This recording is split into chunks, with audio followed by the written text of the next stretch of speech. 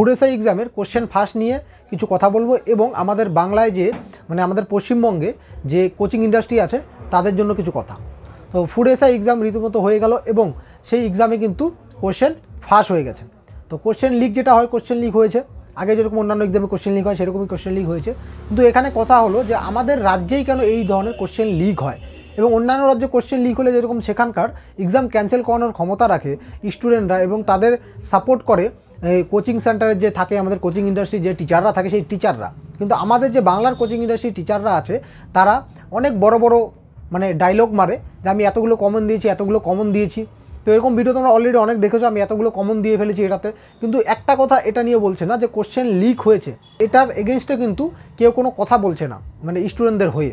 তারা কি বলবে যে তোমার তো একটা সিট চাই, তো তুমি কেন অত লাফালাফি করছো, তোমার একটা সিট চাই। তাদের কথা হলো এটা, তারা দেখাবে তাদের ওখান থেকে কী কী কোশ্চেন এসেছে, তারা সেটা দেখিয়ে তাদের অন্যান্য কোর্সে স্টুডেন্টদের ভর্তি করাবে এবং সেই টাকা দিয়ে কিন্তু তারা চলছে।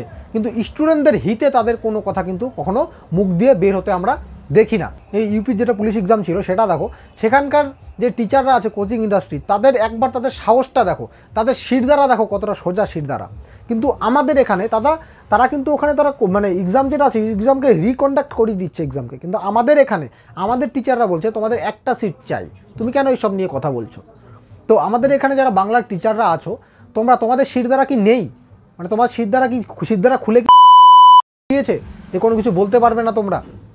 মানে একটা রাজ্য, সেই রাজ্যে কোশ্চেন এতভাবে ফাঁস হচ্ছে কিন্তু কারো কোনো হেলদোল নেই এখানে। কিন্তু সাবস্ক্রাইবার কম, তারা এইসব নিয়ে কিন্তু বলেছে, অনেকে দেখলাম। কিন্তু যারা বড় বড় ইউটিউব চ্যানেল আছে, বাংলার 1 নম্বর চ্যানেল, আমি হ্যান কারেঙ্গা ত্যান কারেঙ্গা ডায়লগ দাও, তোমাদের কি কোনো গুরুত্ব নেই এই বিষয়গুলোতে। আমাদের এখানে কোশ্চেন লিক হয়ে যাচ্ছে কিন্তু কারো কোনো পদক্ষেপ নেই। তোমাদের কি কারো কোনো হিম্মত, এতটুকু হিম্মত আছে যে এটাকে ক্যান্সেল করানোর মতো কোনো আন্দোলনে ডাক দেওয়ার হিম্মত আছে তোমাদের মধ্যে? হিম্মত নেই, কারণ তোমাদের শিরদাঁড়াই নেই। তোমাদের কাজ হলো কোর্স বিক্রি করে খাওয়া, নাথিং এলস। মানে তাছাড়া কোনো কাজ তোমাদের দ্বারা হবে না। কোর্স বিক্রি করো, খাও, বড় বড় বাতেলা ছাড়ো, বাস এটাই তোমাদের কাজ। কিন্তু স্টুডেন্টদের কি করে মেরে দিচ্ছে সরকার, সেদিকে সব নিয়ে তোমরা কোনো কথা বলবে না। একটা রিক্রুটমেন্ট আসে এত বছর পরে, ভ্যাকেন্সি থেকে 400টা, অ্যাপ্লাই হয় 14 লাখ, সেখানে কোশ্চেন লিক। অলরেডি আমাদের রাজ্যের টিচার রিক্রুটমেন্টের মেরে দিয়েছে এরা, আমাদের রাজ্য। স্কুলের টিচার নেই। এরপরে তোমরা যারা এবার চাকরি বাকরির জন্য প্রিপারেশন নিচ্ছ, তোমরা চাকরি পাবে, তোমাদের বাচ্চারা কোথায় পড়াশোনা করবে? তাদের কোন টিচার পড়াবে? হ্যাঁ, বিএড হয়, বিএড কলেজের মধ্যে পরীক্ষা হয় দেখে দেখে। এরা হবে ভবিষ্যতের টিচার, তারা পড়াবে তোমাদের বাচ্চাকে। আর এইসব যে কোচিং ইন্ডাস্ট্রির টিচাররা তোমাদের এভাবেই তারা চলবে, তাদের কোনো হিম্মত নেই, এদের শিরদাঁড়া একদম বিক্রি হয়ে গেছে। এটা হয়ে গেলো। এছাড়াও অন্যান্য যে পরীক্ষা আছে প্রত্যেকটা পরীক্ষায় তো জালিয়াতি হচ্ছে। কলকাতা পুলিশের সেখানে দেখা যাচ্ছে যে 6 নম্বর র্যাঙ্ক করেছে মেয়েটা, সে প্রিলিমিনারি পাস করেনি, সে 6 নম্বর র্যাঙ্ক করেছে। তোমরা কোন ইউটিউব চ্যানেল তোমরা কোন ইউটিউব চ্যানেল এটার প্রতিবাদ করেছো আমাকে দেখাও। কেন করোনি? কারণ তোমাদের কাজই হলো বিক্রি করে, কোর্স বিক্রি করে খাওয়া। তাছাড়া এটা বাদে কোনো দিক দিয়ে তোমরা কোনো হেল্প করছো না আমাদের স্টুডেন্টদের। এত বড় বড় দুর্নীতি হয়ে যাচ্ছে, সেসব নিয়ে কেউ কোনো কথা বলবে না। কেন কথা বললে তাদের চ্যানেলে ব্যাড ইম্প্যাক্ট পড়বে, তাই না? রাজনীতির প্রভাব পড়বে, তাই তো। মানে তোমরা রাজ্য তো আমাদের মারছেই, তোমরাও মেরে দাও, এটাই তোমাদের কাজ এখন রয়ে গেছে। এখন একটু পরে অনেকে চ্যানেলে আসবে আমি এত কমন দিয়েছি, হো দিয়েছি। কমন দিয়ে কী করবো আমরা? কমন নিয়ে যেখানে 480 কোশ্চেন ফাঁস হয়েছে, ধরে নিলাম 300 জন ওইভাবে পাস করে গেছে, আর 100টা থাকছে, তোমরা এখন কি বলবে? তোমার তো একটা সিট চাই বাবু, তুমি কেন এত কথা বলছো? না, একটা সিট চাই, তুই এখন চাকরি নিয়ে দেখা, একটা সিট চাই।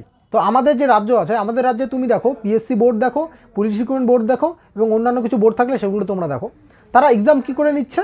হাতে কলমে এক্সাম নিচ্ছে, ওএমআর শিটে, একদম পুরনো যেটা প্রসেস সেই প্রসেসে তারা চলছে। এবং অন্যান্য জায়গায় দেখো, সেন্ট্রালের কথা আমি আসি এখানে, তারা কিন্তু কম্পিউটার বেস কিন্তু পরীক্ষা নিচ্ছে। সিজিএল দেখো, সিএসএসএল দেখো, এসএসসি জিডি দেখো, এমটিএস দেখো, এসব। তো সেই সব জায়গায় কিন্তু দুর্নীতি কিন্তু একদম 0% বলতে পারো, সেই সব জায়গায় কিন্তু দুর্নীতি হচ্ছে। কিন্তু আমাদের রাজ্যে এখনও পড়ে আছে একদম পুরনো সিস্টেমে।